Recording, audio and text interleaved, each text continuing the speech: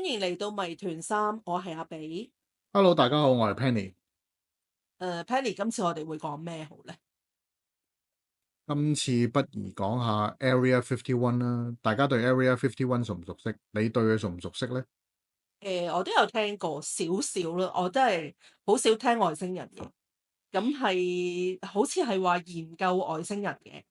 咁佢係喺內華達州，美國嘅內華達州嘅。其實係啊，你所認知嘅嘢都係差唔多。佢係美國政府整呢個地方出嚟嘅。咁佢最早幾排都公開承認咗有呢個地方。咁 Area 51咧，其實應該係發生喺呢件事之後成立嘅。我今次想講嘅咧，就係發生喺1947年羅斯威爾外星人訪談事件。喂，羅斯威爾，我有少少知道，我媽話俾我聽嘅呢個係就係咩亞視睇真啲解剖羅斯威爾。啊，係咩？有單咁嘅嘢？亞視睇真啲，我我未出世喎。OK，anyway，你講。真係好難答啊！真係。我對外星人解剖嘅印象就係嚟自阿發喺大金鋼參加外星人解剖嘅事件。阿發？邊個阿發啊？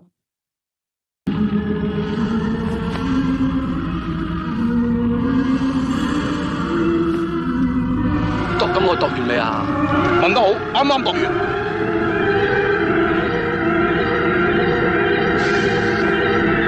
等等，吓咩啊？或者呢個阿發係啊，結果佢外父咪爆佢入雞竇嗰個咯。外父嚟，整隻雞咯有先。你提我醒起啦，嗰日我見你走入雞竇做咩啊？雞竇？雞竇咩話？我見到佢入咗去雞竇啊！黐線嘅，講翻正題啦。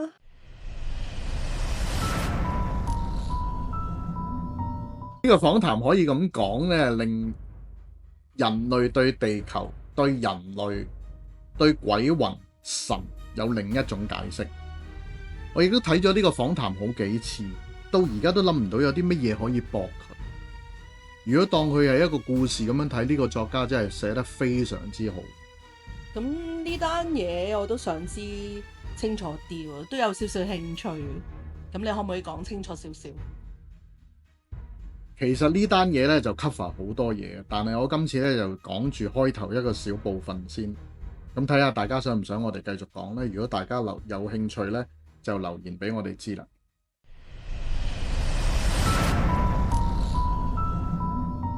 一開始咧就有一個退休嘅女護士寫一封信俾一個業餘作家嘅。個業餘作家個名咧就叫 Lawrence Spencer。信件係由一位叫做 Matilda McElroy 嘅退休護士寄俾 Lawrence Spencer。以後咧我就會叫呢位女護士咧就叫麥太。麥兜嗰個。Lawrence Spencer 因為佢篇幅唔多咧，所以我會繼續叫佢做 Spencer。麥太同 Spencer 喺一個場合認識，交談之後咧，麥太咧就好欣賞 Spencer。佢認為 Spencer 係一個可以信賴嘅人。麥太相信佢手上嘅資料咧，亦都可以幫到 Spencer 寫佢嘅外星人文章。麥太認為佢參與嘅事件咧，認知道佢參與嘅事件咧，已經有好多人咧因為呢件事死亡，而佢所以將所有嘅資料俾晒 Spencer， 其中一個原因咧就係認為佢係一個值得信賴。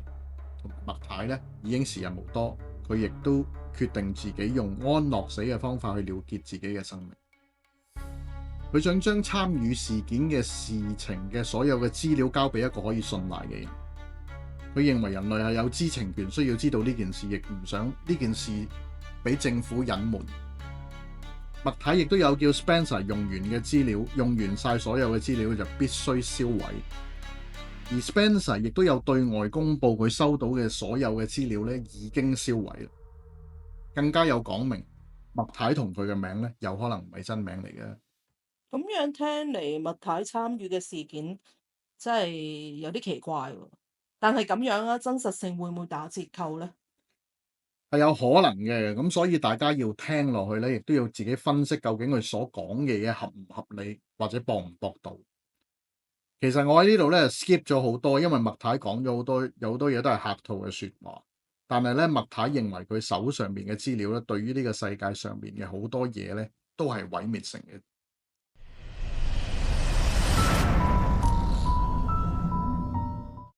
係喺1947年7月，美國政府向傳媒報稱咧，佢哋獲得一隻墜毀咗嘅飛碟。事件獲得傳媒嘅極度關注。同日晚上咧，政府但係改口咧，就話係只係收到一個氣球嘅飛碟。當時麥太仲未結婚，佢喺509飛行大隊做護士。墜毀事件發生咗之後咧，麥太被分派到現場做護士嘅工作。佢去到現場嗰陣時咧，親眼見到一隻墜毀嘅飛碟，有幾外星人已經係死亡或者冇生命嘅跡象，剩低一個未死，嗰個外星人仲係清醒嘅狀態。當佢為呢個外星人做檢查嘅時候咧，麥太發覺呢個外星人想同佢溝通，佢感覺到外星人係想用一種心靈感應嘅方法，令麥太想睇到佢想去睇到嘅嘢。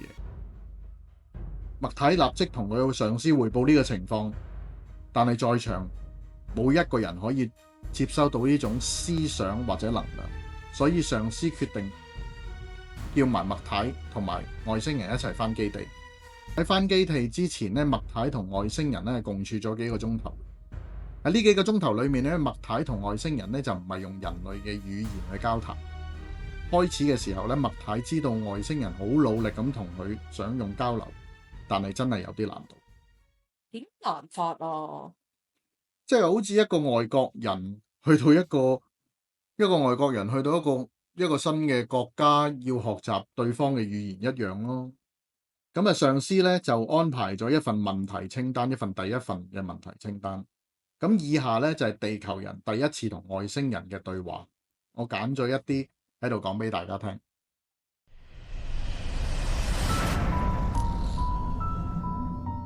問題：你受傷嗎？答：冇。你有冇需要點樣嘅醫療協助？答：唔需要。你需要食物、水或者其他營養物質嗎？唔需要。你對環境有咩特殊要求？例如空氣溫度啊、大氣嘅化學成分啊、空氣壓力或者其他廢氣嘅排泄物？我唔需要，我唔係一個生物構造嘅生命體。你嘅太空飛船點解會墜毀嘅？大氣層一次放電擊中飛船，導致我哋失去控制。點解你哋嘅太空飛船會出現喺呢個區域度？對燃燒嘅雲狀物、放射線爆炸進行調查。你哋嘅太空飛船點樣實現飛行？點樣即係簡單嚟講就即係點樣控制你部太空飛船？佢係透過心智進行控制，對思維嘅指令做出反應。你係來自咩星球？家鄉同領地嘅出生世界。你哋關注地球嘅目的係乜嘢？保護同領地嘅所有權。點解你哋一直唔俾地球人知道你哋嘅存在？守護、觀察、唔接觸。你哋嘅人拜訪過地球嗎？周期性嘅反覆進行觀察。你哋了解地球有幾耐？比人類早好多。你哋對地球嘅文明史有啲咩了解？微弱嘅興趣、注意力、少量嘅時間。你哋可以對我哋描述一下你哋嘅家鄉嗎？具有文明社會嘅地方，文化、歷史、巨大嘅行星、富饒、永遠嘅資源、秩序、權力、知識、智慧、兩顆行星、三顆衛星。你哋嘅社會文明發展到咩程度？遠古嘅，數億萬年。總言之，超越其他嘅計劃、進度表、改進、勝利、高等嘅目標、觀念。除咗你哋之外，仲有冇其他智慧生物形式存在喺呢個宇宙裏面呢？每一個地方我哋係最偉大，所有嘅最高等級。我原來佢哋都係俾啲雷電嚟到擊中打咗落嚟嘅。咁簡單嚟講，佢哋嚟睇地球燃燒嘅雲狀物，咦？咁咪好似原子彈咁。我睇完呢橛我都覺得係嘅。美國睇翻資料，美國係1945年咧投下原子彈轟炸咗日本，係結束咗第二次世界大戰。咁佢掟呢個原子彈之前，佢都要研究，都要試爆。咁外星人可能喺1945年之前咧已經嚟過，或者美國人咧仲繼續喺度研究，所以個 timing 係差唔多。美國人可能仲繼續喺度研究，甚至仲研究埋核子彈咧，所以咪吸引咗外星人嚟睇咯。外星人之後有講究竟核子究竟係點樣？外星人嘅家鄉咧就叫道明，佢嘅標誌係咁樣。中文翻譯就係成為同領地。咁似我哋人類用嘅 at 嘅，會唔會係我哋抄佢嘅？我就覺得係啦，好似之前打字機就好似冇呢個字，你大家睇下鍵盤上邊。各位，如果我有錯咧，請大家留言區話俾我哋聽。咁你哋覺得，你又聽到呢度，你又覺得點樣咧？如果係真嘅，咁都幾有興趣知道。但係我最想知道嘅就係點解佢咁似啲鬼咁嘅？即係又唔識用你嘅語言講，但係佢又可以想同你用思想溝通，跟住佢又想俾你知道佢想俾你知嘅嘢。其實外星人係之後係有解釋佢點解要用呢種方法嘅。咁亦都外星人之後亦都大家溝通上面亦都有進步嘅溝通。咁可能大家第一次覺得有啲佢哋嘅對答有啲奇怪。我相信麥太同外星人嘅心靈感應咧就未夠成熟啦，所以嗰啲有啲字咧又講唔到出嚟，或者可能麥太 get 錯。但係我而家咁樣睇咧，外星人好似應該大家唔可以同大家講大話，因為大家諗乜大家都會知道。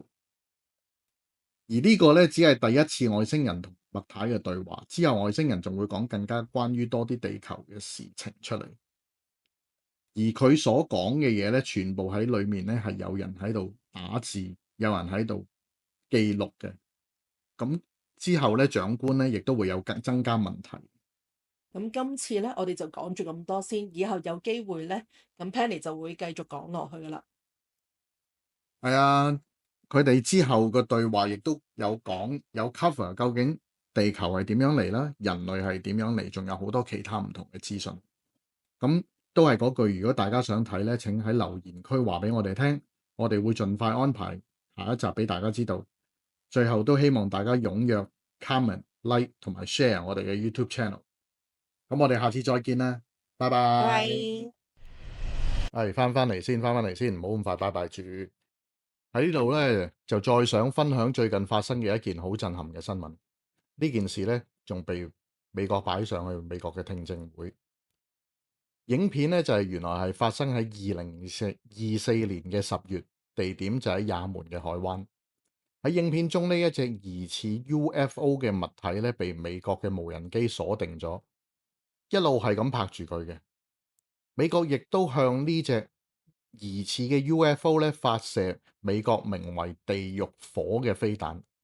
而家大家請睇下片先。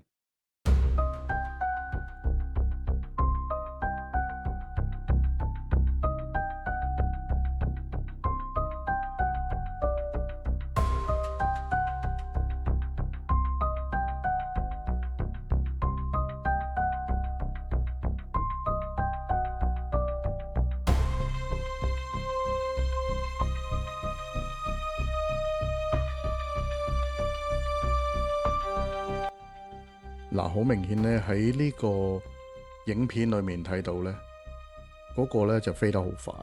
咁而家咧嗰粒飛彈咧就打埋嚟。咁喺呢度睇到嘅話咧，其實就睇到粒飛彈咧係比較 UFO 咧彈開咗。咁更加亦都睇到嗰3粒點咧，就係一個好似啲碎片咁。而呢隻嘢咧，最後咧繼續俾人鎖定咗之後咧，仲可以喺度飛。咁究竟呢一隻係乜嘢嚟嘅呢？係咪美國同埋俄羅斯新研發嘅偵察機啊，或者無人機之類呢？而家大家都唔知。而家呢一件事呢已經發展得好緊要，因為亦都有好多媒體亦都有報導呢件事。咁呢，我相信美國一定要公開更加多嘅資訊。咁到期時我有更加新嘅消息，我會再喺度同大家分享。今次講住咁多先，下次見，各位，拜拜。